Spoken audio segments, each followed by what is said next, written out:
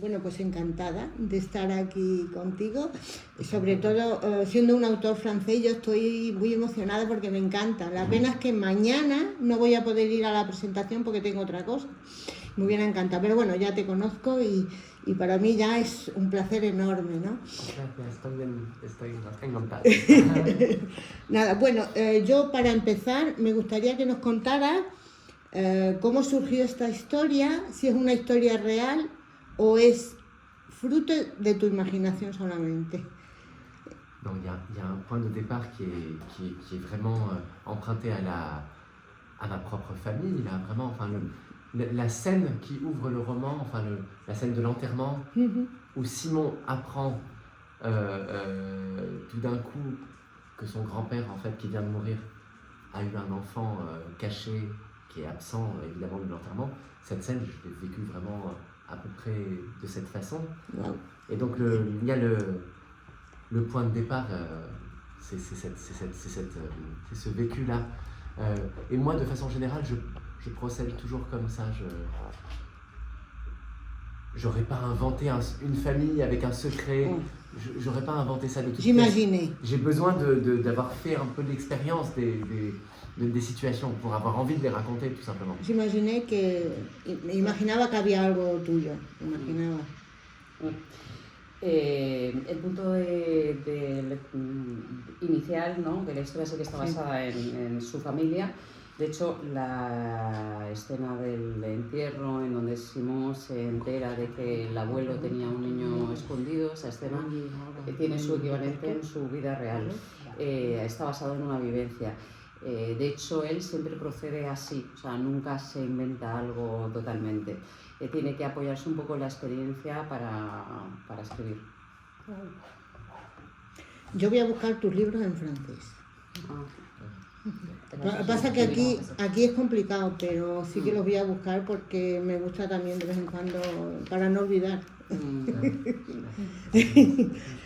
Bueno, en la novela el secreto familiar se mantiene oculto durante años. ¿Por qué la has sacado tú a la luz ahora? Bon, pourquoi moi j'ai décidé d'en parler? Oui. Alors, moi je raconte une famille où il y a un secret comme ça qu'on brise. Évidemment, je le brise aussi un peu dans ma vraie famille, mais pour moi, cette décision, elle est mûrement réfléchie. Elle arrive après plusieurs années à réfléchir à ce secret, à réfléchir à cette demande de silence, cette demande de perpétuation d'un silence. Et pendant ces années, moi j'ai lu beaucoup de choses sur les enfants comme celui-là, comme celui du roman. Tous ces enfants de la guerre, ces enfants de l'ennemi. Et j'ai lu beaucoup de livres qui racontent des témoignages bouleversants de vie très douloureuse, parce que c'est des enfants qui étaient rejetés très fort par tout leur entourage. Les enfants et leur mère étaient rejetés, et beaucoup d'enfants racontaient que c'était une deuxième blessure si la famille de leur père, des années après, continuait de leur fermer la porte. Yeah. Et je me suis dit, moi je veux pas que dans ma famille ça se passe comme ça. Il n'y a pas de raison de continuer ça. Je désapprouve ça, et donc j'ai écrit le livre pour briser ça. Evidentemente, en mi libro cuento en una familia que tiene un secreto y se acaba con ese secreto. De la misma manera, en mi propia vida también acabé con ese secreto. Es una decisión en la que me he pasado muchos años reflexionando. Una reflexión sobre esta petición que me hacen, bueno, que hacen a la familia, de mantenerse en silencio, de ocultar todo esto. Y de hecho he estado reflexionando y basándome en lecturas, en muchas lecturas, sobre estas experiencias de niños de la guerra que han sido ocultados. Y en estos libros se cuenta cuán duras han sido sus vidas, las de estos niños y de sus madres, que se ven rechazados. Y también estos niños hablan de que el hecho de que años después las familias también permanezcan en silencio y sigan rechazando esta realidad es como una segunda herida para ellos. Yo no quería perpetuar esto y entonces decidí escribirlo. Pregunta. No, es como... ¿Tú lo entiendes? Un poco. Entonces, No, es difícil de pronunciación. A ver si estoy yo aquí. No, es que me gusta mucho cómo lo has explicado, porque dice, ¿cómo quieres que te explique que durante décadas he intentado alejarme de todas esas historias de mi padre? Décadas intentando no pensar en ello, y ahora pretendes removerlo. Entonces, claro, la familia, todo el mundo lo sabía, pero nadie quería sacarlo a la luz. ¿Y por qué es una persona extraña a la familia, Franz, que lo descubre? ¿Es una pregunta eso? Sí, ¿no? ¿cómo, Vale. ¿cómo llega Franz a descubrirlo? Vale, y esto que has leído es Julie que lo dice, Sí, ¿no? La sí. madre. Sí, sí. Sí. Elle a beaucoup aimé votre explication et en fait elle nous a rapporté quelque chose qui est dit par Julie, donc qu'elle ne voulait pas remuer la chose depuis, il y avait des années qui s'étaient écoulées et en fait ça l'étonne que ce soit justement une personne extérieure à la famille qui dévoile le secret. Pourquoi ça? Comment ça se fait que lui il est au courant du secret et pourquoi il le dévoile? Alors, déjà, c'est presque toujours comme ça en fait, dans toutes les familles. Il faut être un peu extérieur aussi au bloc familial en fait. Tout le monde est... Un secret, c'est comme quelque chose comme un ciment presque dans lequel tout le monde est pris en fait. Tout le monde est... todo el mundo lo sabe, pero nadie dice nada. Voilà, et on prend l'habitude de dire « Oh, cette chose-là, il ne faut pas en parler ». On prend l'habitude de se taire et c'est très difficile quand on est pris là-dedans, au fond, d'interroger les raisons de ce silence. Parce qu'au bout d'un moment, on ne sait même plus pourquoi il ne faut pas parler de cette chose-là. C'est une habitude, on ne doit pas parler de ça. Et donc presque toujours, c'est quelqu'un d'extérieur à la famille qui peut, comment dire, qui réagit au scandale que c'est ce secret en fait. Quelqu'un qui arrive avec du recul tout simplement. Et moi je participe aussi avec Franz dans le livre au fait de briser ce secret, mais c'est pareil, moi j'arrive 2 générations après. Je ne suis pas touché de près par le secret. C'est rarement la première génération qui peut briser les secrets, c'est la deuxième en général. C'est pareil avec les guerres, c'est ceux qui ont vécu la guerre et même les enfants de ceux qui ont vécu la guerre ont du mal à en parler. C'est la deuxième génération après qui est moins, comment dire, émotionnellement envahi par tout ça. Et du coup, ça devient possible de mettre les mots là-dessus. Sí, siempre ocurre un poquito así, tiene que ser alguien externo a la familia el que desvela el secreto, porque el secreto es como un cemento en el que toda la familia está atrapado, entonces al cabo de un tiempo se convierte en una costumbre y uno permanece en silencio y no sabe realmente ni por qué, al final es que uno está acostumbrado a no hablar. Y claro, para cuestionar ese silencio, para preguntarte por qué está ese silencio ahí, tienes que escapar a ese atrapamiento, o sea, tienes que tener cierto distanciamiento. Tiene que ser alguien de fuera que reaccione y que tome distancia. Entonces, Franz, que es externo a la familia, y yo, que vengo 2 generaciones después, tenemos cierta exterioridad. Es como lo que ocurre con los traumas de guerra, ¿no? Que al final ni los padres ni los niños logran hablar de lo que ha ocurrido. En general es la segunda generación después que se ve como menos afectada por ello, que es capaz de hablarlo. Entonces, ¿Simón es tu padre? Alors, Simon, c'est ton père? Non, Simon, Simon, c'est un peu comme un double romanesque. J'ai voulu prendre un personnage, il s'appelle Simon, moi je m'appelle Sylvain. Il y a la moitié du prénom qui est emprunté à la réalité, l'autre moitié qui est de la fiction. Mais c'est plutôt un double de moi, plutôt que de mon père. En realidad sería más bien un doble de mí mismo. De hecho, se llama Simón, yo me llamo Sylvain, o sea que es medio realidad, medio ficción. Realmente lo que te iba a preguntar es porque al narrador, realmente, que es Simón, le haces también tener muchas dudas de los mismos recuerdos que él tenía. ¿Por qué juegas con esa incertidumbre? Disculpa, ¿de recuerdos de qué? De la veracidad de los recuerdos, o sea, de que los recuerdos fuesen verdad o no. él duda, él tiene muchas dudas según está escribiendo o lo está contando. Ouais. En fait, elle se pose des questions sur les doutes du narrateur lui-même, de Simon. Oui, je pense que vous pensez notamment à la première scène, la scène où il raconte la rencontre entre Malouchi et cette jeune femme allemande. Il la raconte comme s'il assistait à cette scène d'amour. C'est une scène où on les voit qui couchent ensemble et qui font donc cet enfant. Et c'est vrai qu'après Simon dit, je ne sais pas si cette scène a eu lieu. Realmente te estás refiriendo a la Sí. escena en que Simón habla del encuentro, Sí, cuando es evoca el eso. encuentro entre Malusky y la alemana, y luego dice, bueno, realmente no sé si la cosa fue así o no. Claro, es que él tiene de repente tiene algunos recuerdos como que ha estado, como que no ha estado, como que ha vivido eso, y entonces él tiene dudas, él tiene siempre dudas, tiene dudas. Entonces, yo ahí he notado que juega mucho con la incertidumbre de la misma historia. Y digo, ¿por qué ha hecho ese juego? Oui, c'est vrai. Ouais, tout à fait. Et pour moi, c'est très important que Simon, il n'essaie pas de remplacer ce qu'il ne sait pas par des constructions de fiction inventées. En fait, comment dire, moi je voulais pas faire un roman qui remplisse tous les trous, tous les vides par une belle histoire. Ça m'intéresse justement toutes les absences, tous les trous, toutes les choses qu'on ignore, ça m'intéresse encore plus que les choses qu'on raconte en fait.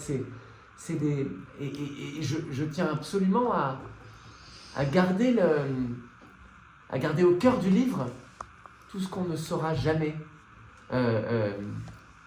Peut-être que là, je m'arrête là, mais Oui, je oui. vais développer un peu. Sí, sí.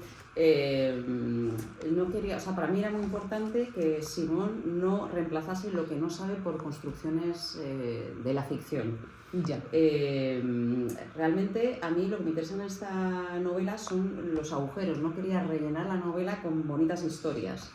Realmente en el libro es central lo que no se sabe. Y ahora continúo. Sí. Je pense que c'est ça qui donne envie de savoir. C'est ça qui fait que Simon va enquêter, qui va essayer d'aller chez M. Et dans la vie, de façon générale, c'est ça qui est le moteur en fait. C'est le fait que beaucoup de choses nous sont inaccessibles, nous sont cachées, sont impossibles à savoir. Et donc, j'ai voulu montrer ça en fait même je pense que c'est pour ça qu'on écrit des livres. C'est parce que à jamais il y a des choses qu'on ne saura pas.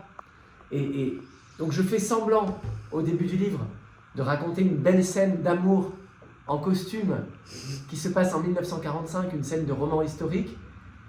Et après je dis non mais pas question, je vais pas faire ça, je vais pas faire comme si j'étais là. Non, je ne sais pas. Tu te l'imagines. Et voilà, et je veux montrer c'est comme si je voulais montrer l'échafaudage en fait, encore plus que la belle façade de l'immeuble. Ça m'intéresse de montrer l'échafaudage pour construire l'immeuble, ou pour repeindre l'immeuble, voilà. Es que yo creo precisamente el no conocer todo es lo que te da ganas de saber, lo que te empuja a investigar, lo que te empuja a ir a conocer a M, ¿no? Es el motor. Es precisamente esas cosas a las que se sabe que es imposible que vayamos a tener acceso. Y yo creo que esto precisamente es lo que nos motiva a escribir libros.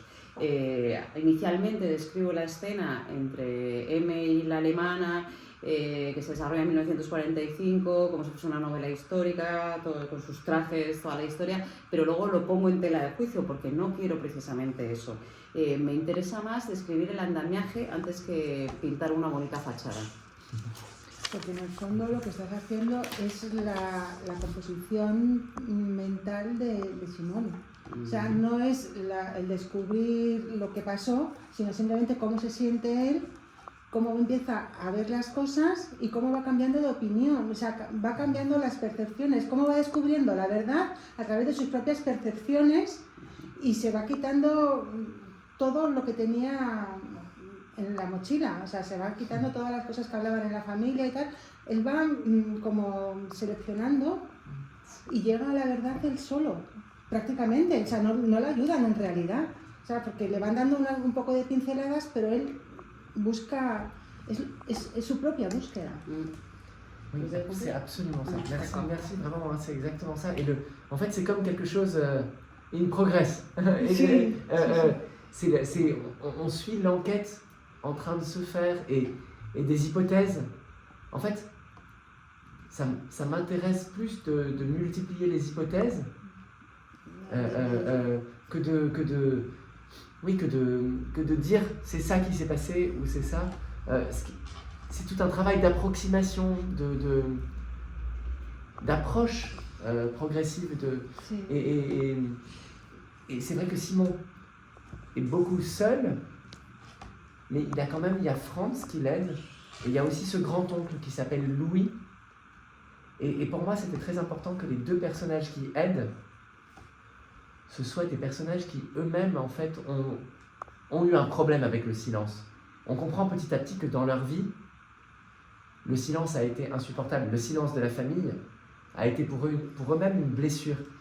Et ça, je crois que dans la vie, c'est vrai. Ceux qui ne supportent pas le silence, les non-dits, l'hypocrisie, c'est ceux qui ont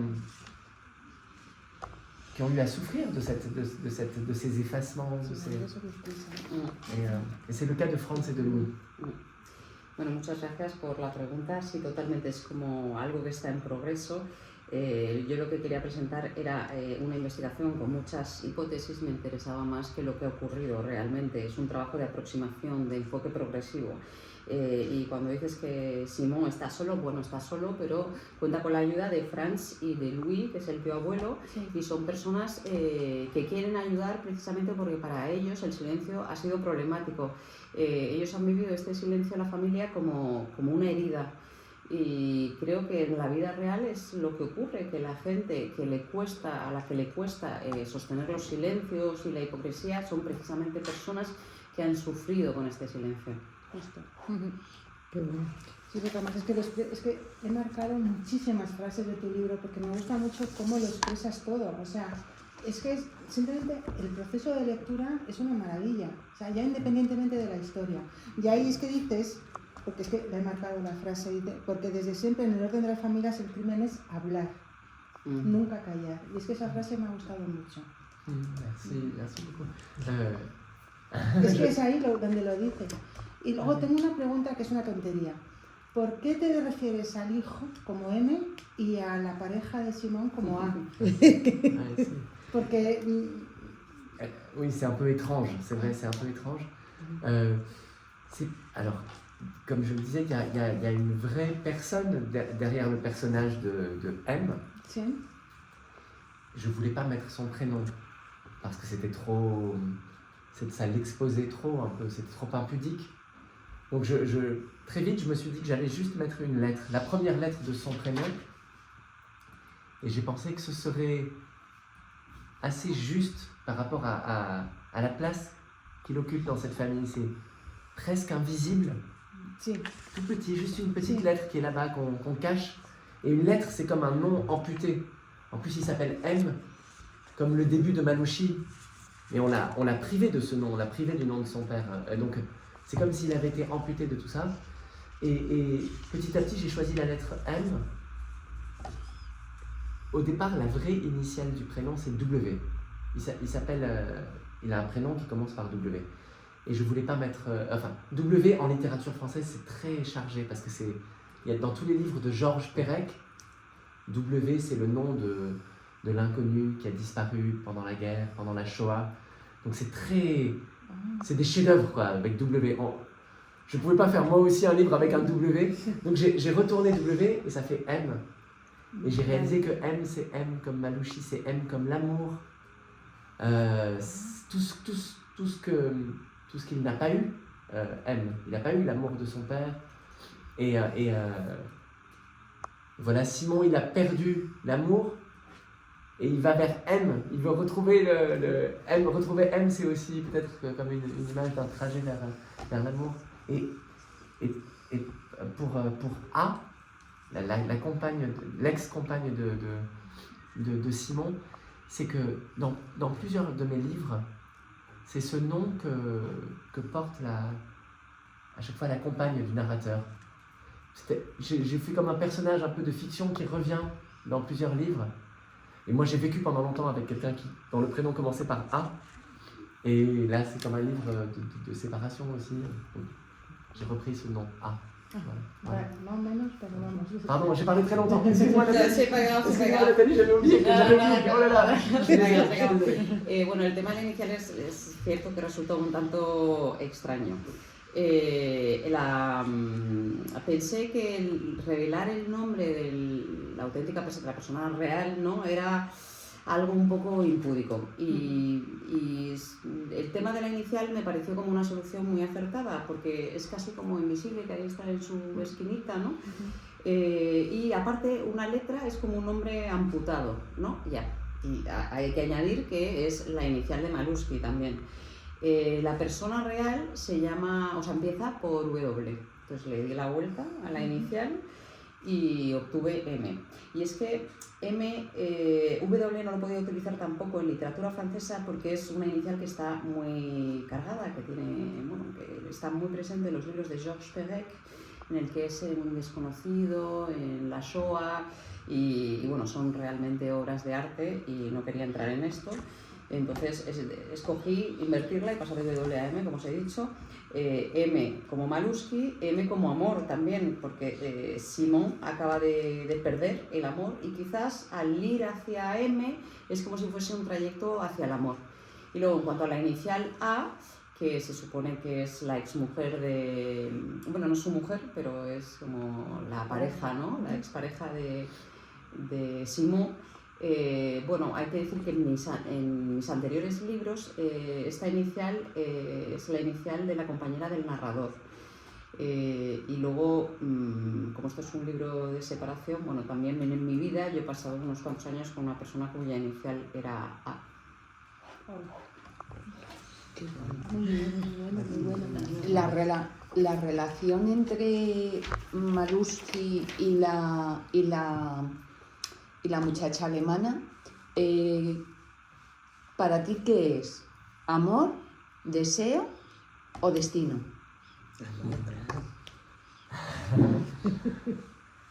Para mí es amor, mais je peux pas être sûr de ça. En fait, ça aussi, ça fait partie des questions que se pose Simon. Il se rend compte que pour lui, tout de suite, c'était une évidence, c'était de l'amour. Et sans doute que ça a été de l'amour, parce qu'on voit qu'il garde des liens, on comprend, pour que cet enfant vienne retrouver son père dans la scène du taxi, la scène qui donne son nom au livre, pour qu'il vienne comme ça, dès que son père est revenu en France, ça veut dire que sa mère a gardé des liens avec son père. Donc c'est pas juste une histoire de quelques jours, c'est pas non plus une histoire beaucoup plus... comment dire, il y a beaucoup d'enfants aussi qui sont nés d'histoires très dures. Il y a beaucoup d'enfants qui sont nés d'histoires de viol, d'histoires de... Là, je crois que c'est une histoire d'amour quand même. Mais Simon se rend compte qu'il projette sur tout ça beaucoup d'amour et qu'il en fait une histoire forcément très belle, très romantique. Et que ça dit plus de choses sur lui, Simon, sur son rêve d'amour, que sur la réalité, peut-être. Donc là encore, ça m'intéresse de faire des hypothèses. Je ne peux pas répondre de façon certaine à ce qu'a été cet amour.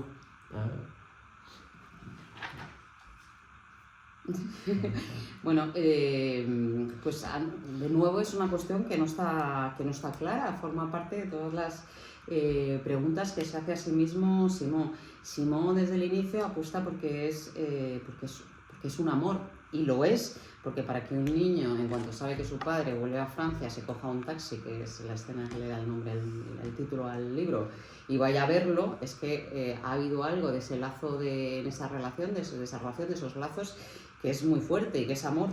Pero bueno, luego hay historias que duran unos pocos días y esta no lo es. Tampoco es una historia dura porque hay niños que nacen de una violación o algo así, tampoco es el caso. Pero bueno, entonces en ese sentido sí que sería una historia de amor, pero Simón se da cuenta que es mucho lo que él proyecta, todo este amor. Esta bella historia inicialmente es como su proyección, habla más de lo que es Simón, ¿no? de sus sueños, que de la propia realidad. Así que forma parte de una de las hipótesis del libro que para mí es muy importante, que sean múltiples. Et tout se passe au bord du lac de Constance. Ça aussi pour moi c'était quelque chose d'un peu fascinant quand j'ai appris cette histoire. Là, ça fait partie de la réalité enfin de cette histoire. Elle a eu lieu au bord du lac de Constance et le lac de Constance, ça semble parler d'un amour éternel, le lac de Constance. Donc peut-être qu'il y a aussi une projection du nom du lieu sur cet amour, en fait, pour Simón. Sí, bueno, y también es muy importante que toda esta historia se desarrolla en la orilla del lago de Constanza. De hecho, a mí me fascinó mucho porque es real, ¿no? La ubicación del lago de Constanza. Igual el nombre de Constanza nos remite a un amor eterno. Es como si hubiese una proyección del lugar sobre el amor. De hecho, le iba a preguntar que por qué había elegido el lago Constanza.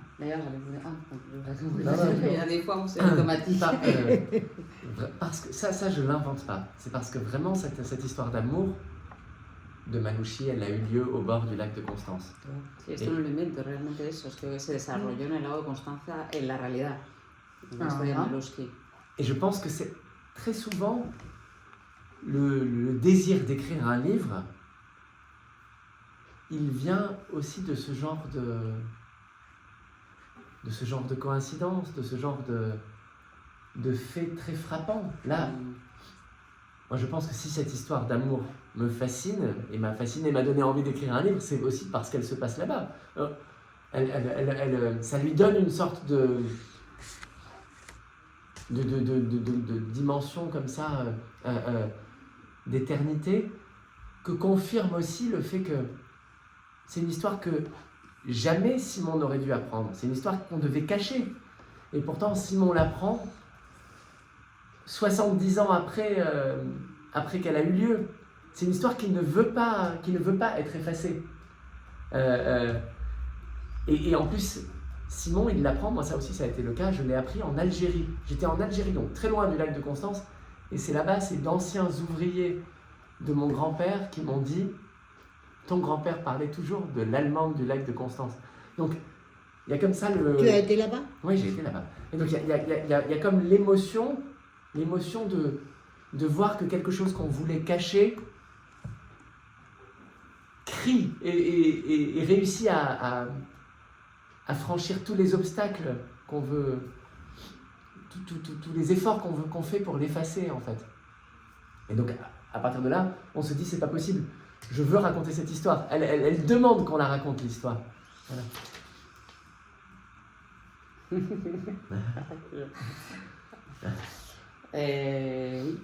De hecho, yo creo que el deseo de escribir un libro nace a menudo de estas coincidencias, de estos hechos tan impactantes. Creo que esta historia de amor tiene que ver, o sea, que yo haya escrito esta historia, haya querido escribir esta historia de amor, tiene que ver mucho con el lugar, que a mí me remetía a la eternidad. Y la confirmación de ello es el hecho de que Simón se entera de la historia de amor de estas dos personas 70 años después. Es como que la historia no se ha borrado. Tanto Simón como yo mismo, además, nos enteramos de la historia en Argelia. Yo, en mi caso, fueron uno de los antiguos obreros de mi abuelo que me hablaron de que mi abuelo siempre hablaba de esta historia de amor con la alemana. Y entonces es como una emoción que se ha tratado de silenciar siempre, que acaba gritando, que franquea los obstáculos, los esfuerzos que existían para mantenerla en silencio. Y eso es lo que me ha dado ganas de... Era como si fuese una historia que había que contar. Sí, porque siempre ha estado presente. Aunque no se hablara de él, siempre estaba presente M. Siempre. Sí. Porque la primera vez toda la familia sabía de su existencia, pero nadie hablaba de él. Oui, ça c'est vrai. Lo que me extraña un poco, bueno, me extraña, yo que como estoy muchas vueltas a la cabeza, Inma, la abuela, cuando Simón va a hablar con ella para preguntarle por M, se enfada muchísimo, no quiere saber absolutamente nada del tema, absolutamente nada. Pero luego más adelante, cuando pasa el tiempo y ve que Simón ya está llegando a conocerle y que va a tener contacto con Franz, pues sonríe y con Franz, con M, sonríe y dice, pues bueno, pues ya está, bien. C'est vrai, merci d'avoir vu tous ces détails, effectivement, parce que il y a ce sourire à la fin d'Imma, qui est comme un peu presque une autorisation. Et je pense que, alors c'est parce qu'il y a du temps qui est passé, elle s'est habituée peut-être à l'idée que Simon fasse ce voyage. Et je pense que souvent dans la vie, il y a des autorisations qu'on nous donne comme ça, sans parler. Il y a des fois où on nous laisse faire. Je pense qu'il y a beaucoup de choses qui ne se disent pas, mais qu'on nous fait comprendre. Et c'est pareil, ce secret, c'est très, ce que vous dites, c'est très vrai. Au moment où Simon il découvre le secret, il pense qu'il est le seul à savoir, mais il découvre que tout le monde sait en fait. Tout le monde savait cette histoire. Et je pense que souvent les choses existent comme ça dans les familles. On sait les choses, on n'en parle pas, on a tellement l'habitude de ne pas en parler qu'on finit presque pour de vrai par oublier certaines choses. Et puis quand on en reparle, on se rappelle qu'on savait. Et c'est pareil, il y a des autorisations qu'on nous donne. Pour Inma, c'est pas possible de lui dire Simon, d'accord, je te laisse y aller. Mais en revanche, quand elle voit qu'il est en train de parler avec Franz, elle donne son assentiment un peu silencieux. No, Claro. no menos. No, me- Pardon, ma réponse n'est pas très claire. Muchas gracias por, sí. Gracias por tu forma tan detallada de haber leído la historia. Lo que cuentas, esta sonrisa de Inma al final es como una autorización, ¿no? Y yo creo que se debe al hecho de que ha habido un tiempo que ha transcurrido y entonces ella se ha podido ir acostumbrando a la idea de que Simón va a seguir con sus pesquisas. Y creo que en la vida ocurre algo similar, ¿no? Que hay autorizaciones que se dan, pero sin decir nada, ¿no? Como que se deja que las cosas se hagan, ¿no? Y efectivamente, en el momento en que Simón va descubriendo el secreto, o lo descubre totalmente más bien, se da cuenta que todos lo sabían. Lo que pasa es que en las familias ocurre a menudo esto, que todos saben, pero a costa de estar todos callados, parece como que se olvida y luego cuando se vuelve a hablar de ello, todo el mundo recuerda que lo sabía, ¿no? Y Inma, en el momento en que va a verlo a Simón, pues ella no puede dar la autorización, solo la puede dar un tiempo después y haciendo esto, sonriendo de una forma así un poco velada, ¿no? Pour compléter ça, j'ai l'impression que la famille, c'est le monde de la zone grise. Il y a beaucoup de choses qu'on sait sans les savoir, beaucoup de choses qu'on fait comprendre sans les dire. C'est tout sauf un monde du binaire, du c'est dit ou c'est pas dit. Il y a tout on est presque toujours en train de nager dans des eaux un peu troubles avec la famille en fait. Et c'est ça que le livre essaie de raconter. C'est des choses très ténues qui marquent les changements de position de quelqu'un, les autorisations. C'est toujours... Voilà, c'est à voix basse enfin, que les choses se disent. Pues es que creo que realmente la familia es un mundo que es como una zona gris, ¿no? Se saben las cosas, pero no se saben, se dicen las cosas sin decirse. Es el contrario de un mundo binario. Es como que si todo el mundo estuviese nadando entre aguas turbias y realmente lo que hace que las cosas vayan cambiando son pequeñas cosas tenues, ¿no? Las cosas se dicen en voz bajita. Sí. Bueno, ¿qué esperas que los lectores, una vez que hayamos leído la novela, pensemos de esta novela. Qu'est-ce que tu espérais que les lecteurs pensent de ton livre, une fois qu'ils l'ont lu?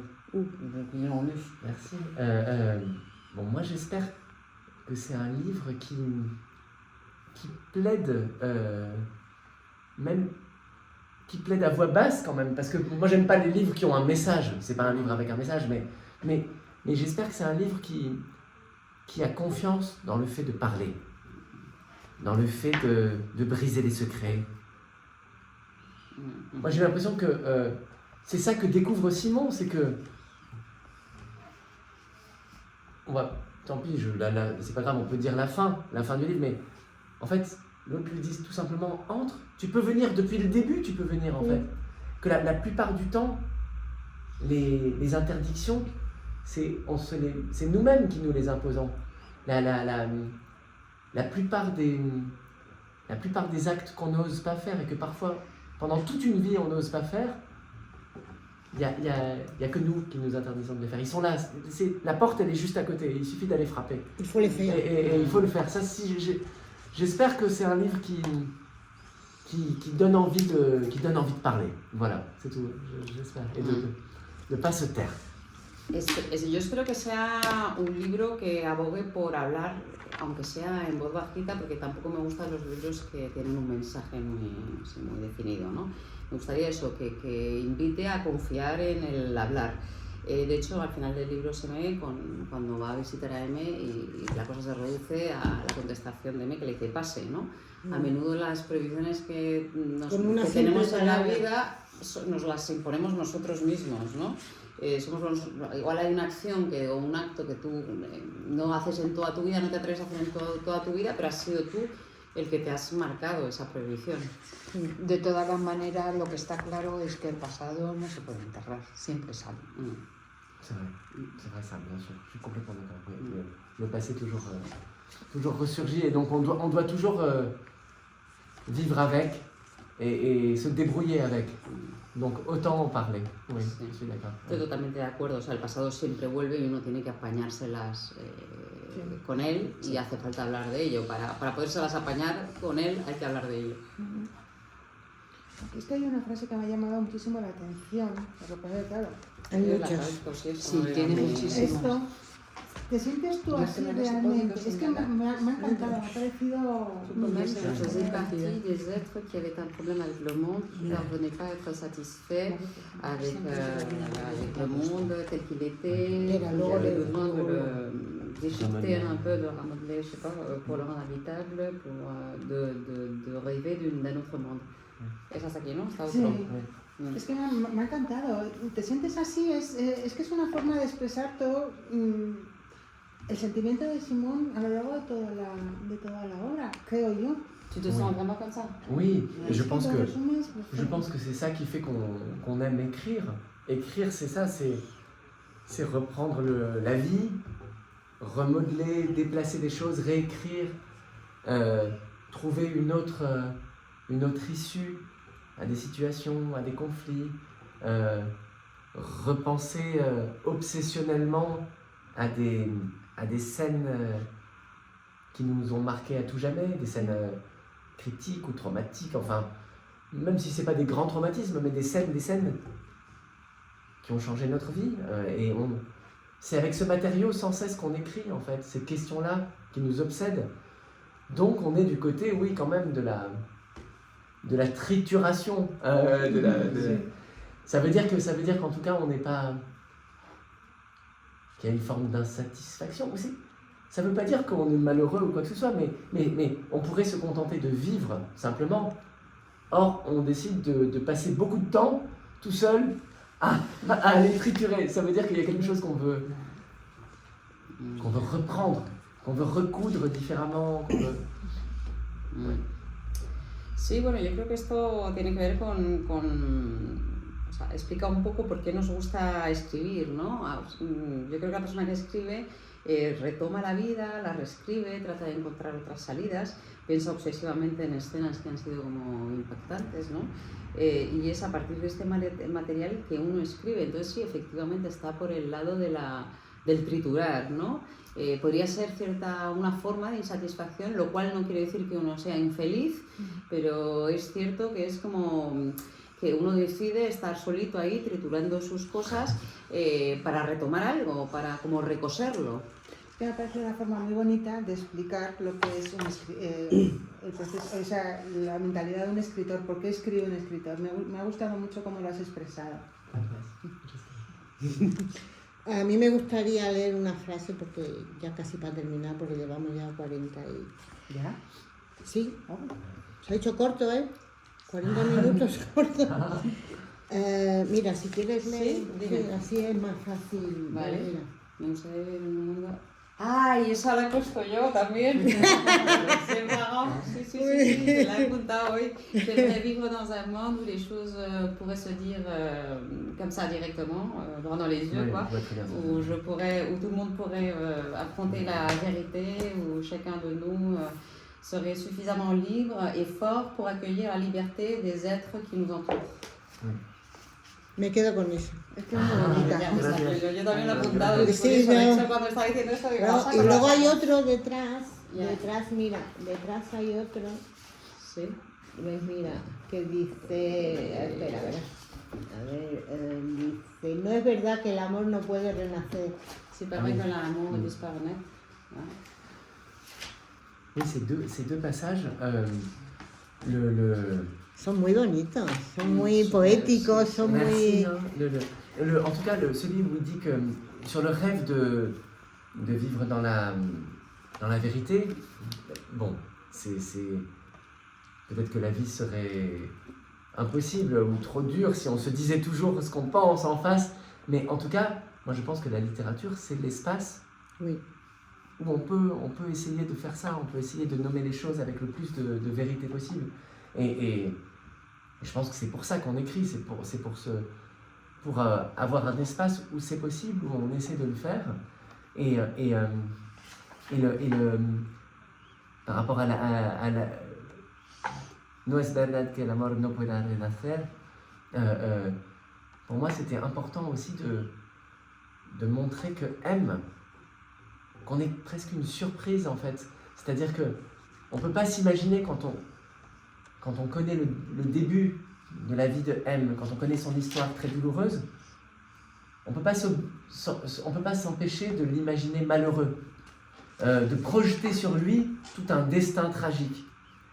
Et parmi les surprises qu'a Simon, il a la surprise de voir que il est un peu naïf en fait. Ça, évidemment, c'est sa projection, mais que non, on n'est pas assigné au malheur, à vie. Les choses peuvent changer, l'amour peut renaître.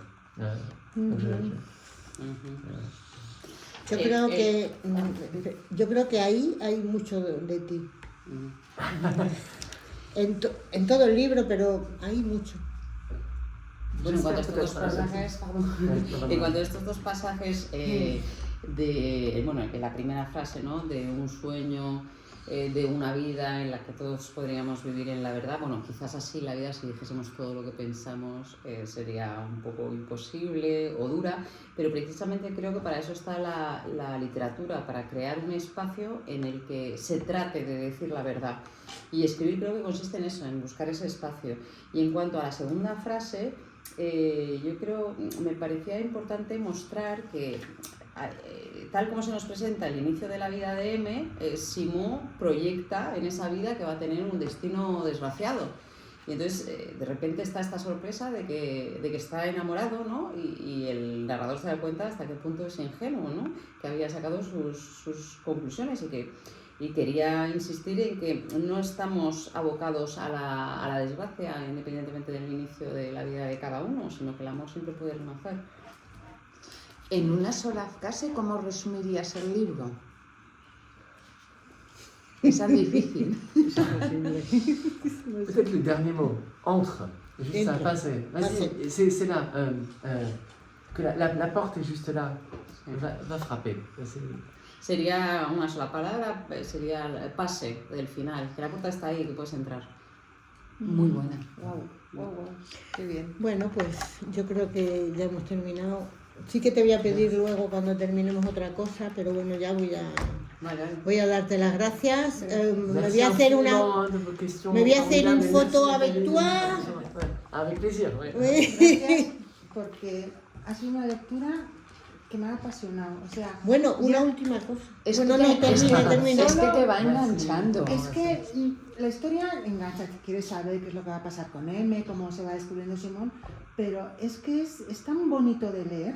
O sea, tienes una narrativa que es que, mira, todo esto son frases de tu libro que me han gustado, que no quiero olvidar. Es que están muy, o sea, me ha gustado mucho cómo plasmas todos los sentimientos y la experiencia. Me ha gustado. O sea, Y la ambientación.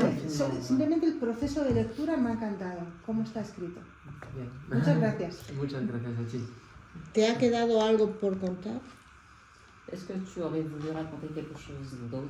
Non, vos questions étaient Non, formidables. dans je ton vous livre, je remercie. pense, non? Ah, En el ah, libro, oui, sí, Ah, sí. En el libro, ¿no? En el libro, en el Dans libro. ton livre. Bon, le livre, il est écrit. J'ai appris d'autres choses ensuite, mais j'ai comment dire, il est écrit le livre à partir d'une situation aussi d'ignorance partielle de la vie de M. Et je voulais ça. Moi, je me suis dit, je préfère écrire avec un narrateur qui continue d'ignorer beaucoup de choses, plutôt qu'avec un narrateur qui a toutes les cartes, qui sait Yeah. tout.